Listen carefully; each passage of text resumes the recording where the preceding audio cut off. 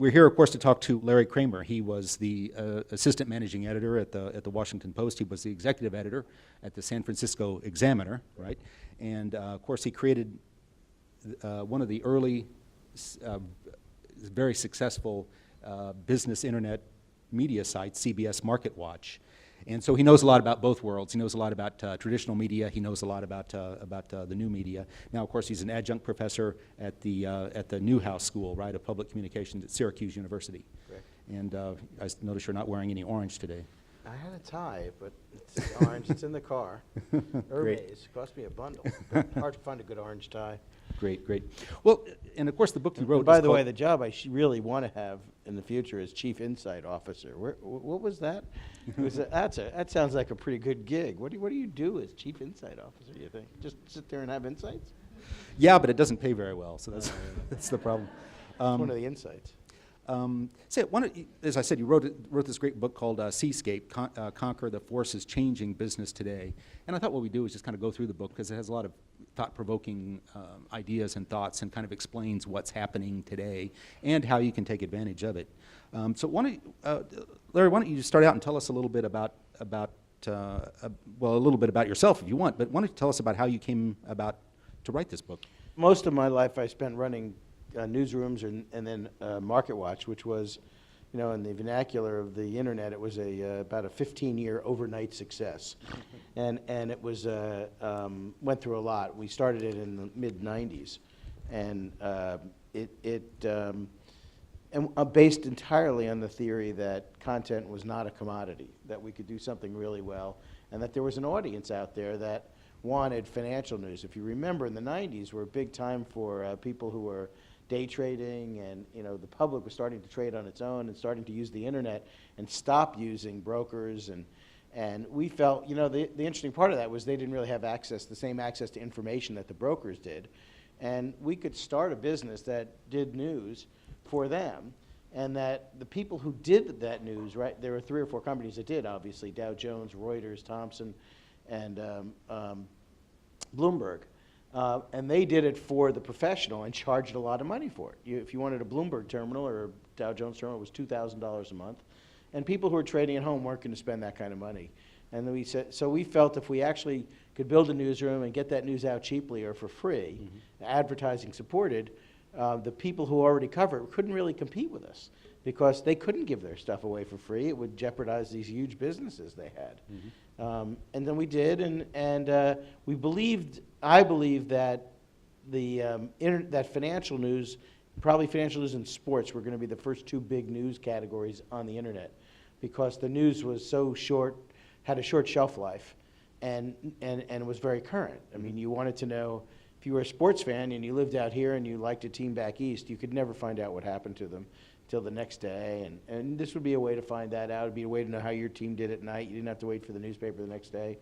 And that if we could provide that information inexpensively, that people would want it, and there would be a demand for it, and would be better. Because theoretically, every time you picked up a newspaper, where I spent my prior 20 years, by definition, the sports news and the financial news were already old news. I mean, you pick up and look at a stock price in a newspaper, it's already changed. And it was too late for you to do anything about it based on yesterday's price. So it turned out we were right, and that was a great venture. And I got CBS to be our partner, and we founded the company in the mid-'90s. Survived the internet crash, mostly because we behaved like a real company from the beginning. We weren't, because I was in my 40s at the time when I started it and became an entrepreneur. We weren't doing the classic Silicon Valley, even though we were based in San Francisco. We weren't doing the, every Friday night huge bashes and all the things that were characteristic of a lot of the internet startups that were. So you were no fun to work for, huh? Yeah, no fun at all. But it was all journalists. Most of the people who worked for MarketWatch just thought it was a great gig because they'd been working for newsrooms. Well, as an early and often user of MarketWatch, it really was and still is a great site. I mean, it had a lot of information. It was stock market oriented, but you had a lot of news. It was real time. It was usable. It was user friendly. It was really I think it was very well done. And one of the keys was we put it in perspective. We had a front page. We were obsessed about having a front page that was changing in real time. Mm-hmm. So you could go to the front page and it would look as if it was a newspaper, a business newspaper printed at that moment. And the importance or either more or less importance of a story would be reflected when you went. So it would be just like you going in and saying, I want to buy a newspaper, but you were buying it at the very moment they were printing it. Mm-hmm. That perspective, which is the curation part of this, and is happening more and more now, it was critical to our success. The number of people who came to our front page didn't even read a single story, just came to our front page, saw the headlines, index on the story, and where the story was, and knew, therefore, what was happening that was important that day in the business world in a matter of seconds. Really appreciated that, and it became who we were. To this day, MarketWatch's page views, I think 40% of them are the front page. Yeah. That's a huge number. Most news sites get most of their traffic from search, where people search, see a topic, click on it, and go right to the news story. Don't even go to a front page of a site. But to us, that front page and that relationship with the reader was mission critical. I see. And none of our competitors did it. Oop, what happened to your involvement with MarketWatch? We went public in 1999 in one of the most really crazy IPOs in history. We were right in the heart of it. We were January 1999, and it's worth a minute of a story, and then Sure. I'll go on. The site was riding high. We had 10 million unique users. The banks wanted to take us public. So we decided we would sell stock, about 2 million shares, 2.5 million shares, 2.7 to be exact. And we would sell, and the original plan would be we'd sell $10 at $10 a share, and we'd raise $27 million, whatever it was. And for that, we were going to give away 27% of the company. It was going to be value the company at $100 million. We had $7 million in sales, and we were making money, but not very much. We were just starting to make money. So that's a pretty big leap to value a company at $100 million then, but that was what was happening at the internet. They were valuing it high. And what you do when you go public is you go into a roadshow, and you go to, the banks take you to their accounts, who are generally funds who are going to buy the first tranche of stock. And they parade you in front of all these. You go to 5, 6, 7, 8 meetings a day in front of these funds, introduce the company, do like a 45-minute spiel, and you're out. You're doing the next one. Every single account we visited in the first week ordered the maximum number of shares that they could get, that they thought they could get. So we had institutional orders for 50 million shares at the end of the first week, and we're only selling 2.7 million shares. And they said, well, we could raise, the demand's high, so let's raise the price a little bit, see what happens. We raised the price to 12 to 14, went out the second week. The first thing that happened was everybody ordered in the first week stayed in. He said, we'll still take it.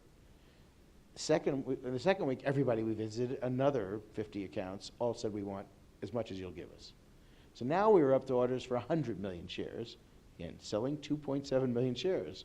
And they wanted me to go to Europe for the third week of the roadshow, which is what usually happens, how you do these. I said, why would I go to Europe? Mm-hmm. And for my belief, the people who really wanted us at the time were the public, because they were using the site. They loved it, and they wanted to own a piece of it. I said, we're way off base here. We have incredible demand.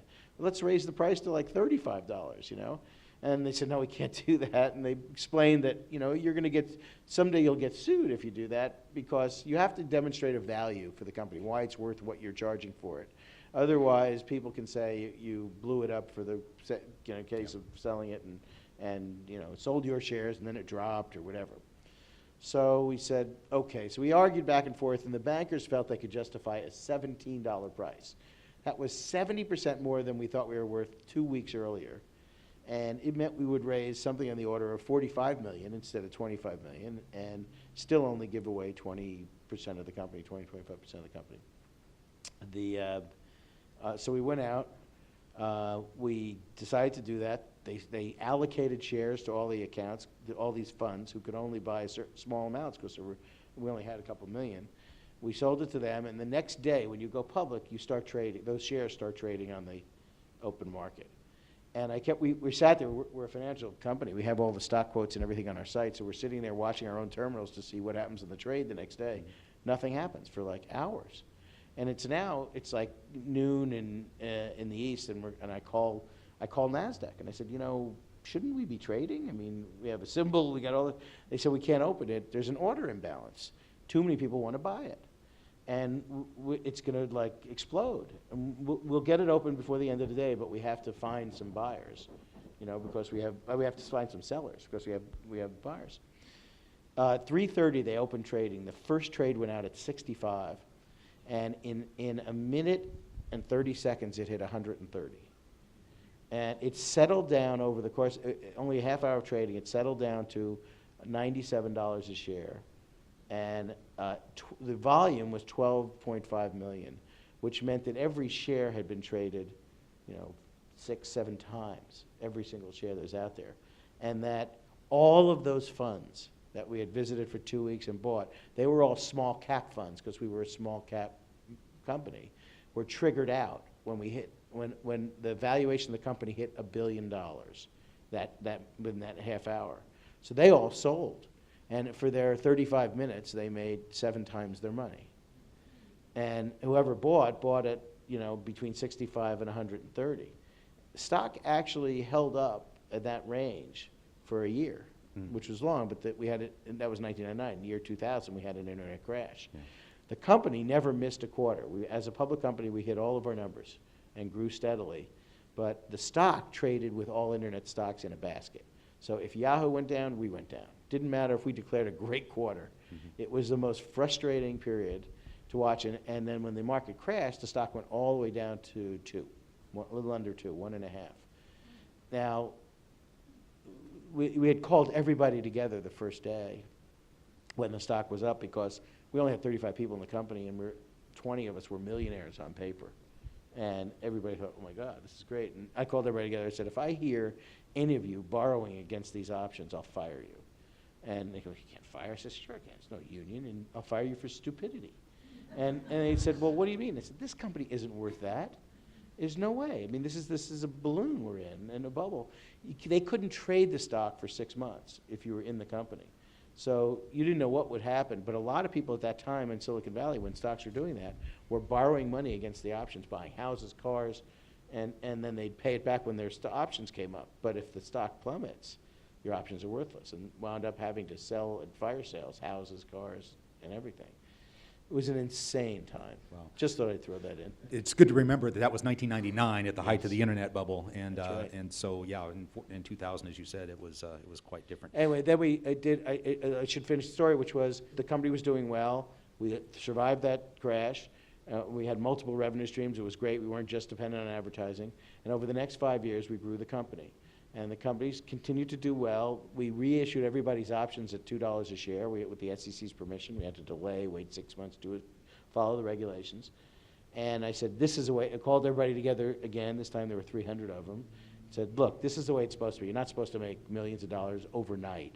You're supposed to build a company, and it's worth more, and you're going to make money. It's going to do fine. And 5 years later, Dow Jones swooped wanted to buy us and ignited a bidding war between them and CBS and the New York Times to buy us. And we wound up selling for the company for $528 million, which at the time was $18 a share because there were a lot more shares out there. And for some of us, we made almost as much money as we would have had we kept the money we had that first day. It just took 7 years to get back to it. Now, what's your relationship with MarketWatch now?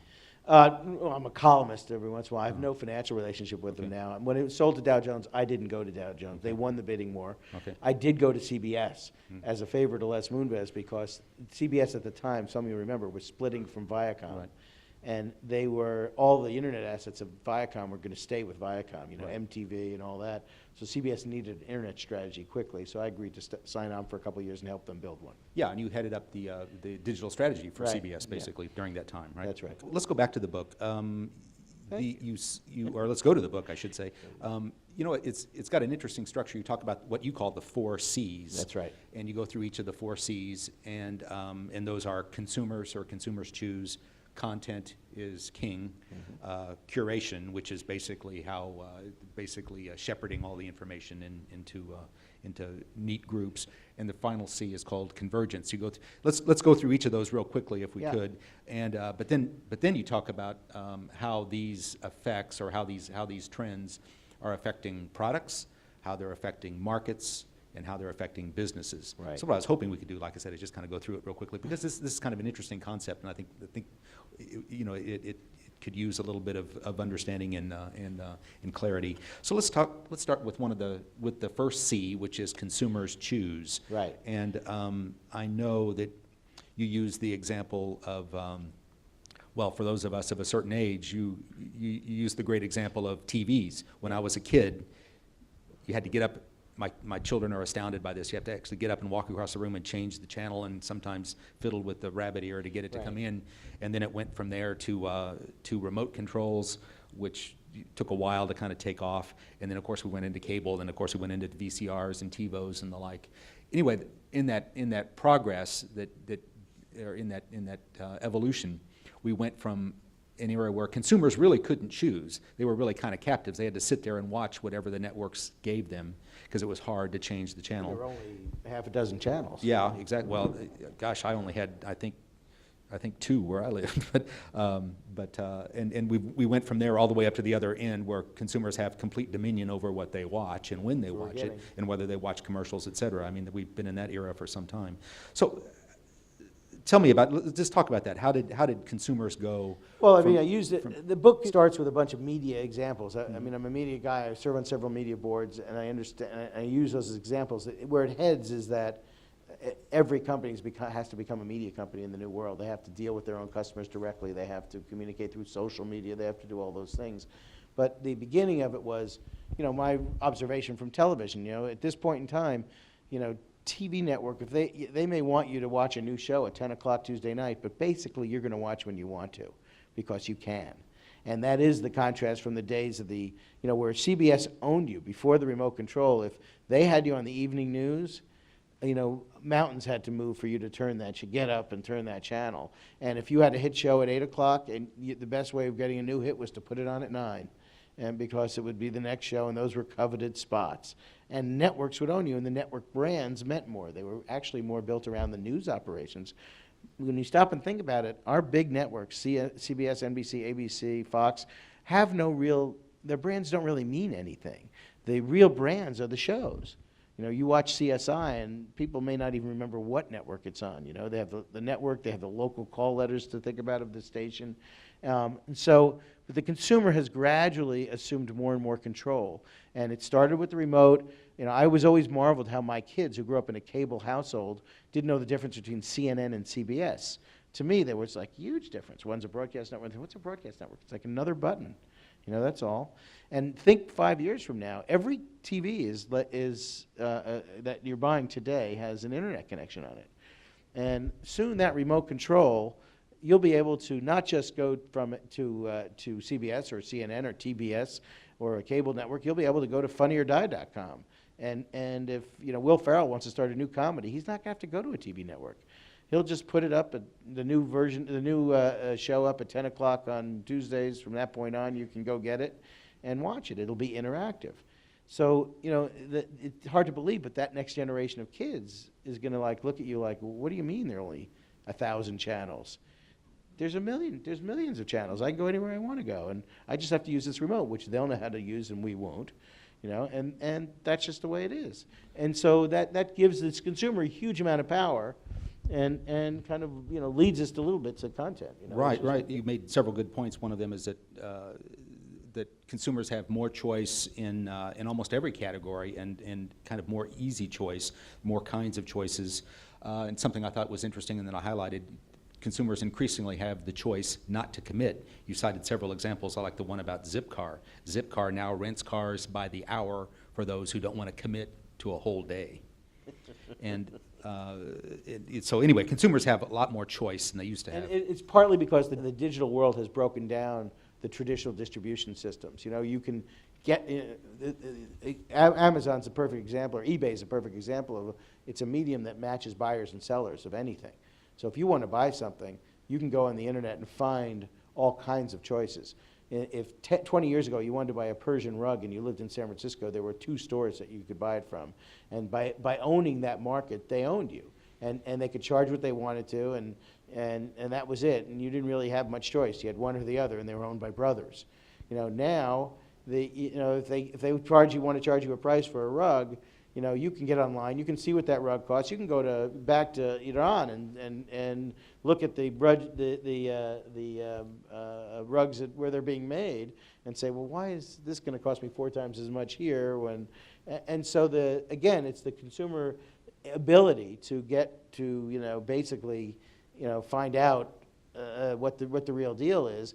You can't become a success anymore just by owning distribution. You're going to have the best product. It goes to the next content point, but you need to have good content because somebody else is going to have better content. If you don't, they're going to find their way into your market. They're going to find their way to your customers. Okay, so we're already there. So the first C is consumers. Consumers choose. The second C is content. Content becomes king. So tell us a little bit more about that. Yeah. So and this is, I'll try and use some not media examples too.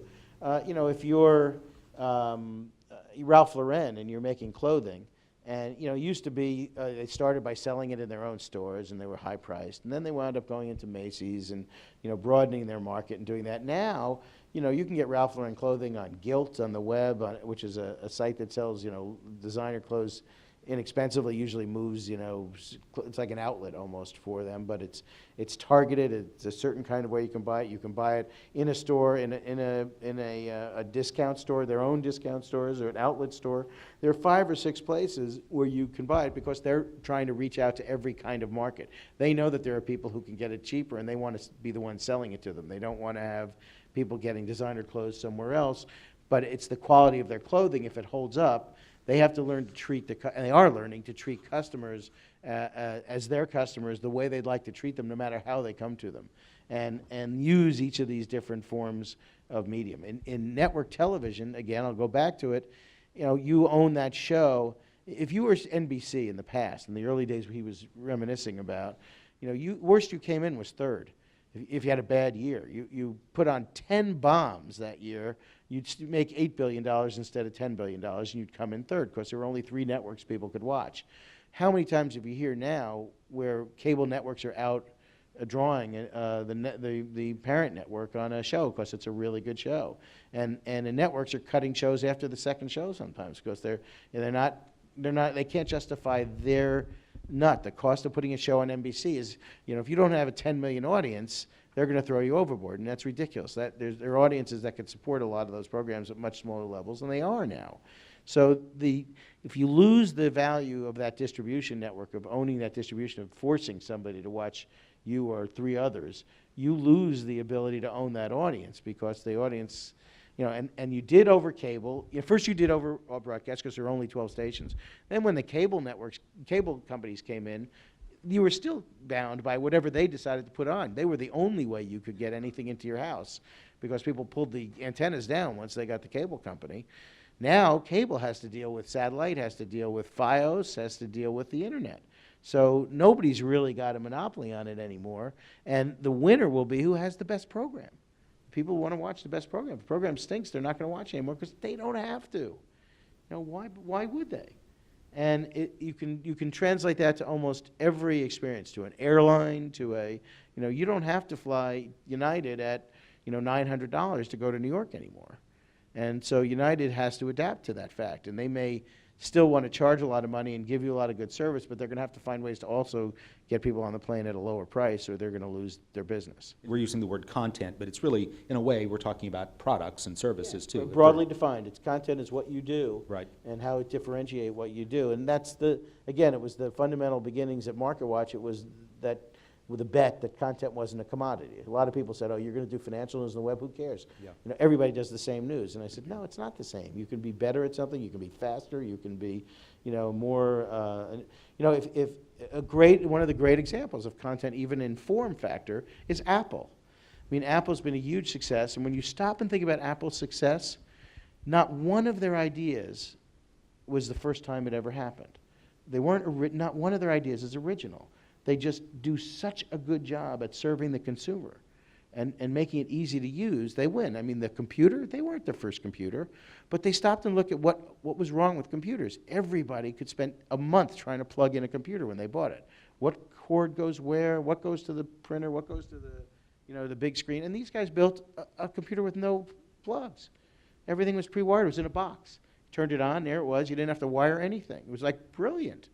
And then even the interface where it was graphic and you used a mouse. Other people had mouse interfaces before they did. They just made it simpler and more intuitive for the user to use. The iPod, I mean, how many MP3 players existed before the iPod? And the craziest thing is you used an iPod, you had to pay for the content. But it was so easy to do, you did it. When the MP3 players, you were essentially ripping it off and getting it for free. But they did it, they were so consumer oriented, and they made the product so much better, the content so much better, that it was incredibly, it was a no-brainer. They soared. Cell phone, I mean, the iPhone's terrific. How many cell phones existed before the iPhone? Thousands. But they, when the day they came out with the iPhone, internet usage on all phones jumped 30%. It was a stunning change because the form factor was so much better. And now the iPad, my favorite's the iPad, which I think is sensational and is a big game changer. They had a tablet 15 years ago, the Newton, that was ahead of its time. It didn't quite work. Yeah. And there were plenty of tablets. Computers had touch screens for years. Right. Yeah, but I still couldn't get my computer to work from Mac. But anyway, that's another question. Let's move to the third C, which is curation, which may take just a little bit of explanation. Well, why don't you tell us what does curation mean? So one of the side effects of having all information available to you is that you're overwhelmed. I mean, even before you had the internet, I remember reading, and it's in the book, in 1989, Sal Bello wrote an interesting column, I think it was in the New Yorker, but he wrote that if you actually tried to read the Sunday New York Times, you would become mentally constipated. And your brain would freeze and you become useless and start talking to yourself, basically. Too much information. Too much information. I mean, why would New York Times put out so many words on a Sunday that you're never going to be able to read them? Nobody could read them all. And if that's how he felt then, imagine how he'd feel today. Because basically, you have everything available to you. For whatever any of you do, there are 10,000 bloggers on the subject of whatever business you're in or whatever interests you have. Theater, anything you want. And what's lost in that is the curation effect. The good news was media companies used to curate in a smaller way. The New York Times or the LA Times would come out, and you'd find great stories in there. And if you're a PR person, you had to get that press release into the LA Times. You had to get them to cover your story. Your whole business was built around getting the media to cover your story because that was the only way it got to the public. Was if a media outlet carried your news, that was the way you got in. Otherwise, you didn't make it. Today, every press release is available to all of you. And you may have to find it. I mean, and there are some ways that might come to you, or they may email it to you because you're on their email address or whatever. But you find out about a lot more. And what becomes much tougher is to know which ones are any good. Why should I listen to this person? Why is that blogger worth reading? And I'm not going to read 10,000 bloggers. But there probably are some pretty smart ones out there who know what they're doing. So who tells you who's smart? Who curates for you and lets you know, goes through that for you? And if you look at some of the new media companies that are coming in, they're doing a lot of that. Daily Beast is a great example. If you look at the website, The Daily Beast, it's got three parts. It's got their own journalism, which is on the left side, which their own editors, their own reporters, their own writing. It's you can argue whether it's good or bad or if it has your point of view or not, but it's there and they do it. Then they have something they call the cheat sheet, which is the ultimate curation device. It's also an email in the morning. Their editors pick what they think are the 10 most important stories of the day, and they find the best version of that story. So the New York Times story is better than anybody else's on something, and they do a paragraph on each story with links to what they say is the best coverage.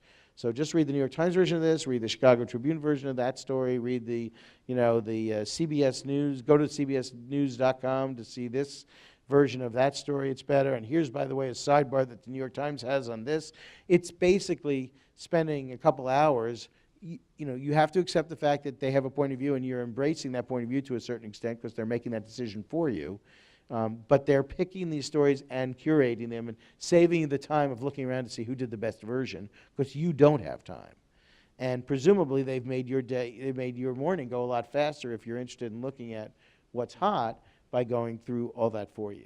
So that's a single example of it. Does that? Yeah, that helps a lot. We're talking about curators in the sense of museum curators, people who are aggregating, collecting material, data, products, whatever. That's right. For people who are interested in that kind of. Only they're doing it in real time. They're doing yes, and so this goes beyond media. Obviously, we're talking about curators in other fields as well, and That's right. other businesses. So that's the third trend that you see, a megatrend as it were, and I'm sorry to bring up an old name.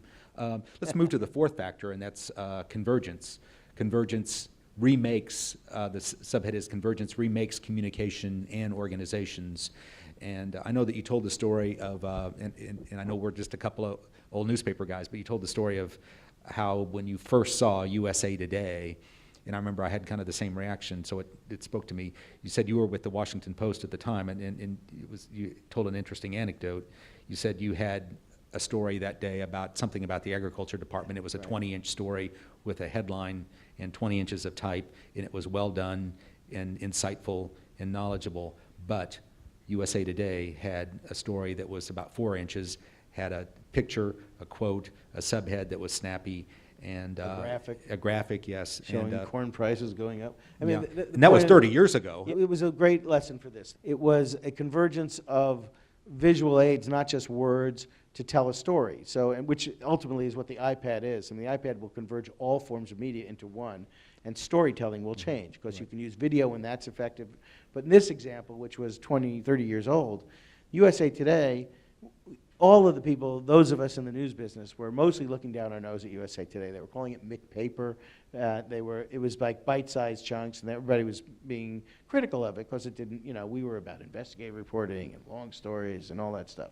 But when, it was as an exercise, I took this story, which was the ag department saying corn prices were up dramatically. I think it was corn prices or something like that, up dramatically. And so I pulled aside. I had my whole staff in. We had 100 people in the Metro department of the Washington Post. And I put the two up on a board. I said, here's our story, 20 inches, about a 6-word headline. It was what we called in the news business the rail, where there'd be one story down a page and then like a Macy's ad covering the rest of the page. And USA Today did a little box. It was like 4-inch box. Maybe it was 8 inches altogether because it was 2 columns. It had the headline. It had a picture of the headshot of the head of the ag department with a quote under him. It had a box of, a chart box that showed prices of corn going up. There were about 6 or 8 touch points. So if you were scanning the paper, which most people do, the people who came to the Washington Post story, unless they had a real interest in the ag department, weren't going to read that story. The 6 words didn't entice them to read that anything really important was happening. If you cared about corn prices, you worked in the ag department, or you were a lobbyist, you'd read it because it's that important, and it was a well-done story. But if you're scanning USA Today, even if you didn't read that story, you saw the headline, you saw the caption, you saw the subhead, there was more text, you saw the chart, which gave you some information, and the captions. And you saw all of that in under 10 seconds. And you could see that, and you'd gather 6 or 8 salient points about what had happened. And then you'd move on. You're not going to even read the 6 or 8 paragraphs. But you gain knowledge about what that story was about. And you just left me wondering, who's better served? Are we in this to write literature, or are we in this to transfer information and to have people learn from the process of reading a newspaper what's going on that day? And it wasn't even close in my mind. They had obviously done a better job of transmitting to certainly more people that. Now, to the person who might be, in the ag department, the Post story might have had more detail and might have been better. I'm not even sure of that. It was just better written and more eloquent, but I don't know that it transferred any more information. And we have the argument would go to, my reporters, every reporter would work on a story. I'd say, if it had a location in it, I'd say, give me a map. Go to the art department and get them to do like a small map of locating that story. And they'd complain, and why do I have to spend my time on that? And I said, look at you, idiot. You want to write 10 inches, 20 inches on the story? Great. But you're taking 4 inches up describing where it happened. This is 1.5 inches. You'll get 2.5 inches back, but the reader gets the fact in a second. It doesn't have to spend 1.5 minutes reading a paragraph. Extend that out to each of those things. Now the same is true in if you look at an iPad, the ability to, look at how, look at a book, a children's book on the iPad. Everyone comes with one. So The Cat in the Hat happened to be on mine when I bought it. And I was opening it up, and I remember that book as a kid. And you look at this thing, or as reading it to my kids anyway. And I remember, and instead of, there are multiple ways a child can read that book. It can have it read to them by the device. They can read it themselves. But as you turn a page, there's a picture of a ball. If the kid touches the ball, it says ball, and the word ball comes out of it, spelled correctly and right in front of it, and sees it. So the cognitive learning that's going on in a matter of seconds that takes days sometimes in the education process is just frightening. I mean, you go, wow, this is way better. And if it's the same with adults. I mean, if you're talking about the fall of the Berlin Wall, you can show an interactive chart where here's Berlin before the wall came down and here's afterwards. And then you can show the Kennedy or Reagan speeches, the excerpts from them that you're mentioning, and portray a much more lively and interesting story. You also use the example, if you're reading something on an iPad and you turn the page, why not hear music, or why not hear something that would accompany the story or whatever it is you're reading? Anyway, these are all examples of convergence where you're using several different kinds of platforms. You're bringing them together. I think you also used the great example of, I guess was it Norman Mailer who said that The Sopranos was today's version of the great American novel? Somebody. Right, that's right. Yeah, it was to him was maybe the closest thing we had to a great American novel was The Sopranos. The point is that cable TV has converged with what we think of as novels to carry out storytelling. At the end of this chapter, you had this line: "To succeed in this time of ongoing and accelerating change, businesses and consumers alike need new habits of thought to grasp the new forms, threats, and opportunities of our changed world." And that's one of the most frustrating things is for businesses, for media companies. Consumer habits are changing, but they don't know how they're going to keep changing, and they change. It isn't just about technology. Technology comes along and allows you to do things, but we don't know which of those things consumers are going to choose to do. I guarantee you everybody in this room could get out to a car in the parking lot faster on their Segway, and yet none of you seem to have one. No, there was a technology that allowed you to do something ostensibly more efficiently and faster, but we don't want it. We like walking, or whatever the reason is, we've chosen not to do it. There are thousands of technological advances, and no one quite knows which ones are going to take. If you ask somebody, do you want to watch TV on your phone 5 years ago or 10 years ago, they would just look at you like, what are you, crazy? I mean, the screen's this big. How many millions of videos are watched on iPods, this year? And, it's all, what we learned was not that they may prefer that over a 60-inch TV, but they may be in a situation where they still want to see that show even though they can't be in front of a TV. And so they're willing to settle it. One of the things I did at CBS was I put March Madness on the web, put every game in the NCAA tournament on the web. It was chaos at CBS. They thought it was crazy. They were scared to death we were going to ruin everything. But the reality, and they said, nobody's going to want to watch TV on a computer, and it's all choppy, and it stops. I said, these people want to see a game badly. They're alumni. If it's UCLA, they're playing, in New York. And, the audience for them is all over the country because graduates are everywhere. And you can't, as CBS, give them the game they want because you don't know just because they're living in San Antonio, they're not going to get the UCLA game, a California team playing in New York. You're not going to be able to bring that to them. So why don't we bring it to them? And no, they're still not going to watch, Montana State playing Butler, which is what you're showing there, because they don't care about those schools. And you thought we were pulling teeth, but in point of fact, not only were they willing to watch it, they watched in huge numbers because they were desperate to see those games. And there are lots of anecdotes about that event, which I use in other areas. One of them was they were afraid we were going to get in trouble at CBS because these games were during the day at work, and people were at work, and that people were going to be watching at work, and we'd be detracting people from work. I said, this is great that we're so altruistic all of a sudden. I guess our soap operas are meant not to be watched, And it was like, I said, but what I had to do to get this through, get all this entrepreneurial spirit through a traditional company, was to find ways to answer each of their problems. So the way we answered that problem was we created the boss button, probably my single greatest invention in my entire life. The button was, if your boss came by, you could hit one button. The sound would go off and a spreadsheet came up. And then as the boss passed, you hit the button again, and it disappeared, the sound came up, the game was on. That is a great invention. Okay, so let's recap real quickly. We've got the 4 C's. Consumers are king. Consumers are king, and content is Two king kings. too, We're all as kings. well. We have the trend of curation, people being curators more or less, and of course the trend of convergence.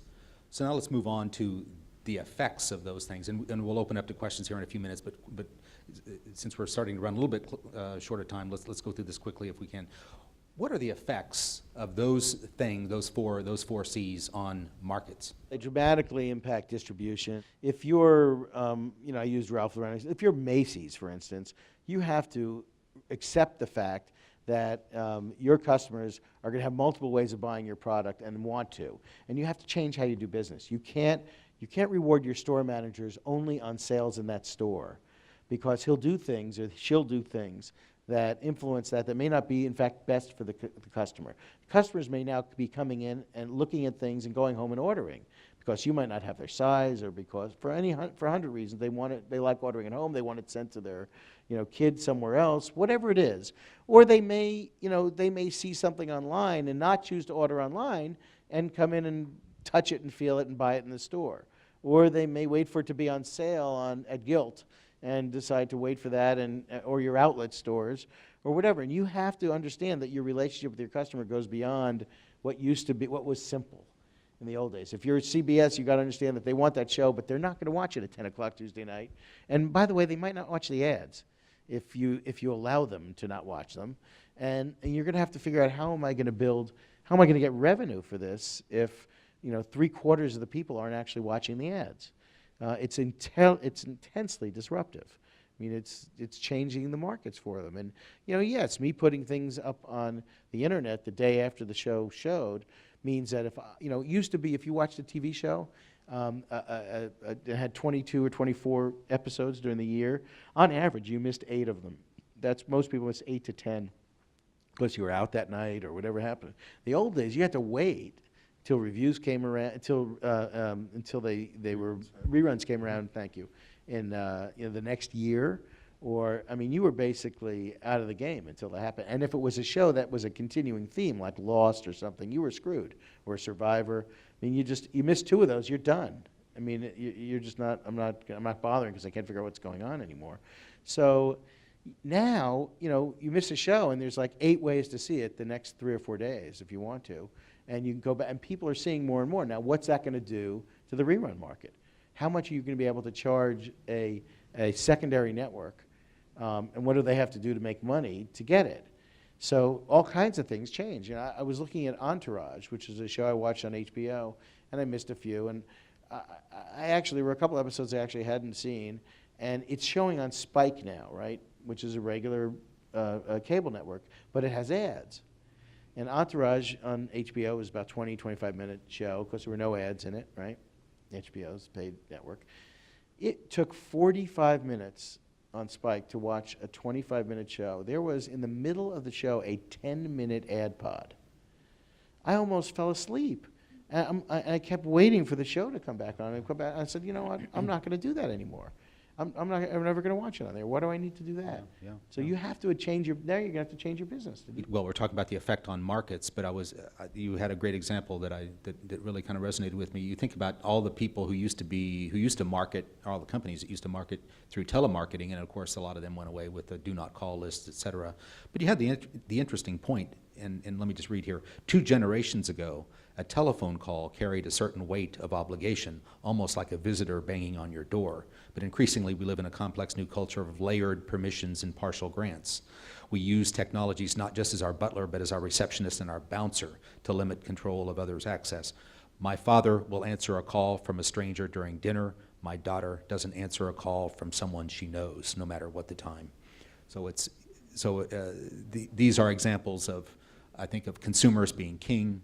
Of all the C's, really. Think of the power you have now in the layers of touch you have with people. If you're on Facebook, there's a layer. Somebody would call you and you answer. It's intrusive to call somebody, and sometimes I wouldn't want to call them because I didn't want to interrupt them, or it wasn't that important. So I'd send an email, And there's the implicit in sending an email is that somebody's going to answer you, probably. And if they don't, you might say, how come you didn't answer my email? And they might say, I didn't get it, went to spam, whatever excuse they'll make up. But the reality is they probably should have answered you because you made a direct connection with them. Facebook is the next layer that we didn't have before. Now you've got, 500 friends, and you post something you did. You're not asking anybody to respond to it, but they could. So you say, I'm in London this week, or I just saw this in London, this show in London. Suddenly you'll get 3 emails from people saying, we're going next week. What's a good hotel? Which the fact that they knew you were going was because you posted that, but you didn't intrude on their lives at all. It was just out there, and it might be enough reason for you to contact somebody because they're doing something you did or whatever. It allows you a layer of a relationship that didn't exist before, a casual relationship. And then, Twitter is the same, is another layer down. You expect no response on a tweet. You just send it out. And you're starting to see with all the changes in how you can communicate multiple levels of complex levels of relationships. It's really quite interesting. But, I'm in touch with a half a dozen people I went to high school with who I hadn't seen since high school, just because, Facebook put us together. Found, in our answers, they found out that we were in a high school at the same time and said, you should see so-and-so. And it popped up, and I'm going, whoa. And, we all had a dinner together in New York. It was a riot. But it's I wouldn't have gone to the effort to find those people on my own. I wouldn't have thought to. I wouldn't have done that. And here this mechanism did. Social media is very interesting this way because if you look at the social media that made it, Facebook did not try to introduce you into a new society. A lot of the early attempts to do social networks, Tribe and Friendster, all held out this promise of meet new people and people like you. And it turns out we really didn't want to do that. I don't really want to get into a new world of meet a whole new set of friends and start building a whole new society. Facebook, on the other hand, went to a group of people who were a community and were trying to do something, essentially college kids hooking up, and said, hey, we'll help you do it better. You can find out more about that girl you just met last night. Just go here and communicate with her in a safe environment. You can't, unless you're in that school and in that, you're not going to be able to get onto this thing. And created accelerated their ability to do something they wanted to do. So they did it. One of the beauties of Facebook now, for those of us who aren't in school trying to hook up anymore, is that it allows us a connection with people we might actually want to be connected to at a certain time or in a certain way, but we don't want to really go to the effort of, you don't have the time to maintain an ongoing friendship and a regular relationship with, but it does mean you're able to stay in touch. And the minute you think of something and you say, oh, my friend in high school knew how to do that, I can get in touch with them. I didn't even have to keep them on my email list or my contacts list. They're in my Facebook contacts. So it's a very interesting, enabling a case where technology is allowing that to happen, and we're all fascinated by seeing what it did. It enabled a lot of people to go meet new people too, but they really didn't want to. Yeah, right. Now, obviously, these as we've just described, these trends are affecting markets. You also talk about how it affects products. And there's a number. Well, it affects them in a number of ways. Since we're kind of running short of time, why don't we go to the last one? How does it affect businesses? You talked a lot about how, as a result of these 4 C's, the traditional revenue model has been broken down. You wrote about, for example, more businesses are finding that they have to go to what they call concierge pricing. Can you take just a minute and describe that? Well, they basically have to, you have to go and offer something to somebody that makes you more attractive or makes what you're doing relates to their needs. So if I'm take airlines for example, I don't really want to travel first class. It costs a lot of money, and I like having a little bit more room, but I don't want the fancy meal. Doesn't do much for me because no matter how fancy it is, it's an airplane meal. So it's like. So, for me, JetBlue is doing something pretty interesting. I can go on a JetBlue flight, and I can get more legroom, which is really kind of all I really wanted for X amount of dollars. And it's, and I don't have, it's not a first class seat. The seats are all comfortable anyway. I don't care. It's not, and they're making that happen for you. Or if I'm a Southwest flyer, and Southwest, is those of you who fly know, you're online for your seat. And where you go online is like an art form. When you go online to get your seat, to check in, gets you at a certain spot on the line. So they realize how badly, how much trouble people were going to find the seat they wanted and to be able to get in line early. And they just said, you know what, we'll let you on early if you pay us $10 more. Simple. I'm going, great. I don't have to find 19 different trick ways to, 12:01 at night, be signing on to try and be the first one on to get it. I don't have to do any of that stuff. And so they need to understand, they need to price based on your needs, not theirs. And it's really kind of an interesting process, and it happens in lots of different media. So that's concierge pricing, and obviously with today's technology, it makes it so much simpler. It used to be that you just had to charge one price because you didn't have the technological ability to charge a number of different prices to different people. Media is going to have to go in that direction. You'll see, you're going to want the choice of, can I watch that movie with no commercials, and I'll pay for it? Or, I don't want to pay for it, so I'm willing to put up with the commercials, and you won't be able to fast forward through them. You'll have to watch them, but that'll be your choice. And for even for all of us at different times in our life, we might make different choices, and you have to have them all available. You also talked about a couple of interesting things that I just want to touch on real quickly. You talked about how partnering is more important today in business than it's ever been before. In fact, MarketWatch partnered with CBS Marketwatch, but you talked about how businesses can get kind of synergies by pooling resources and doing things together, which is more important now than ever. And you talked interestingly about how businesses should set up what they consider to be a newsroom. That is to say, how you kind of curate information, how you shepherd your relationship with your customers, how you distribute information to them. You almost have to think of it as a newsroom. Yeah, you gather information and use it and do it in real time. I have a great example of a company, Virgin America, a pretty interesting company, airline company based in San Francisco. And they're setting up operations where they're trying to follow their own customers on social media and follow their conversations to see what they're saying about Virgin America in case something's happening they need to know about it, that people are unhappy or happy about something.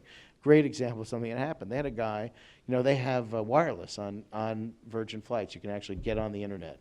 There was a guy on a flight from San Francisco to New York, and he was tweeting to his 2,000 followers in whatever industry he was in, some stuff. And on a Virgin flight, you order your food on the TV screen. You touch screen order it, and you swipe your credit card, and then a few minutes later, the stewardess comes back and hands you what you ordered.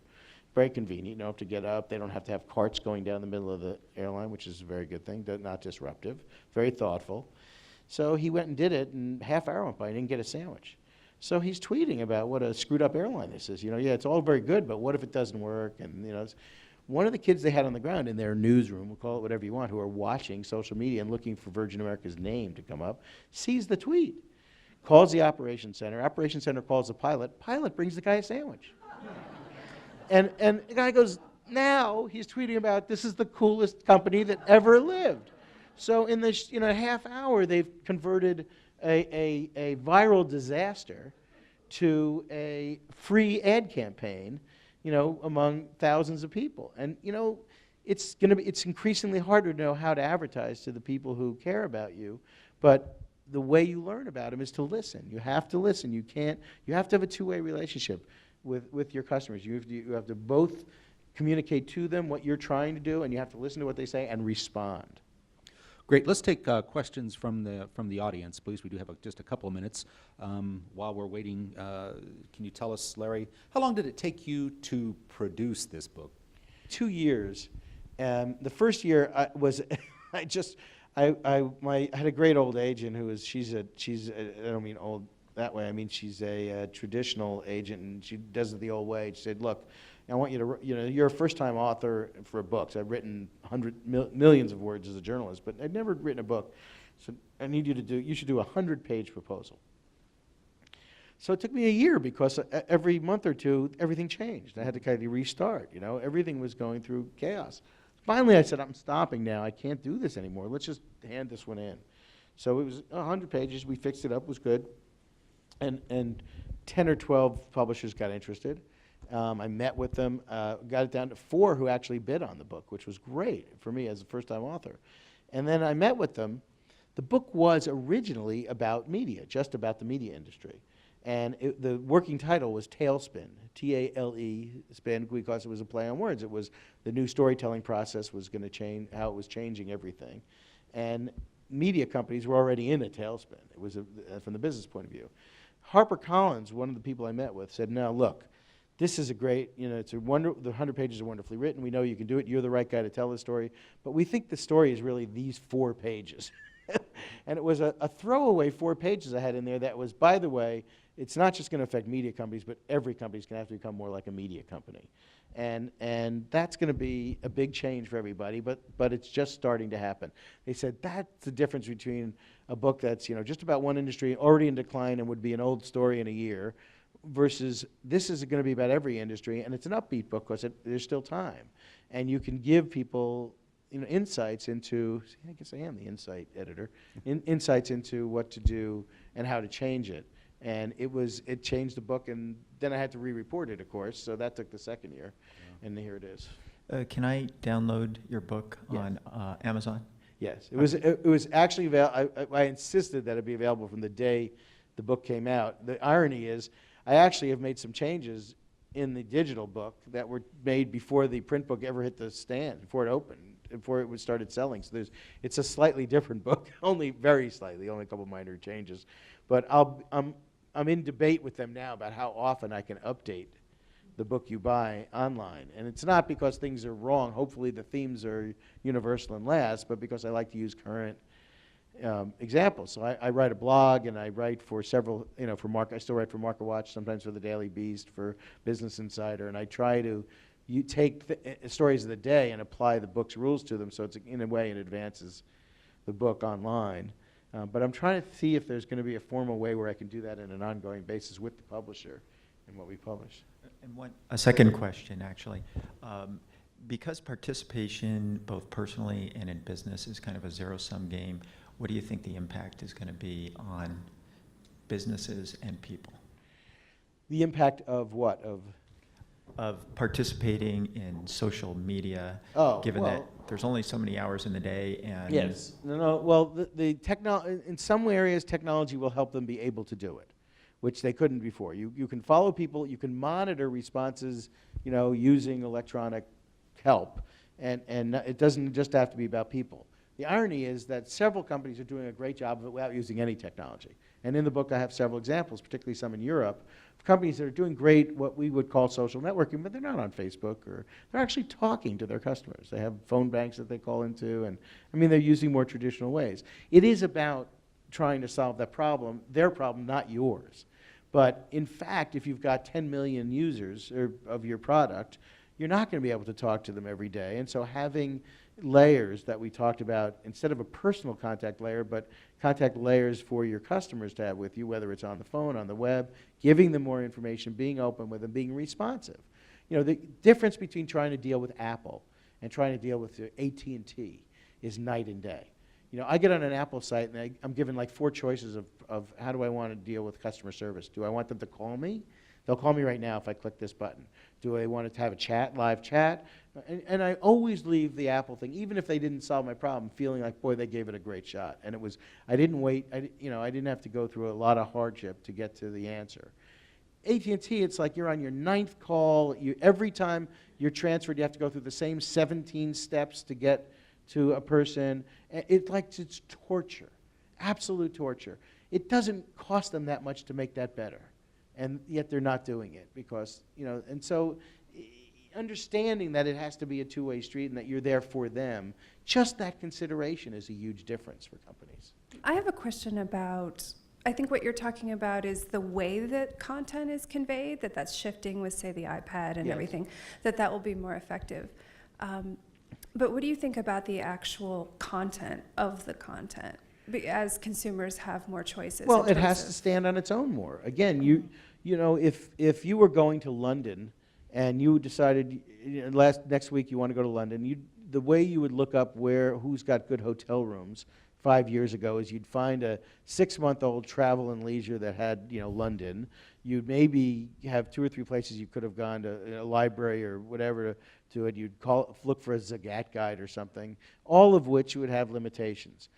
Today, you can go to 100 sites where people who have been there over the last 3 weeks have posted really cool things they've done or And you can go onto a site and find out what shows are playing. You can go on a site and do all those things. That content is much more valuable to you than the content the other guys who are perfectly classy people, Travel and Leisure, Condé Nast, then they're able to give you because they can't deliver it to you in a timely way unless they're using another media form. So content could be better just because it's more current. It could be better because it's better written. It could be better because there's a higher, a more difficult or a more accurate way. It's more accurate or it's more vetted. Whatever. There are hundreds of ways content could get better or worse. The definition of better or worse is how good is it for you? It's not based entirely on the publication. The New York Times might have defined great stories as well-written, well-constructed, and all that, like my examples of the Washington Post. But to the reader, it was just a matter of what got me the most information in the shortest amount of time. So the valuable content in that case was USA Today, not Washington Post.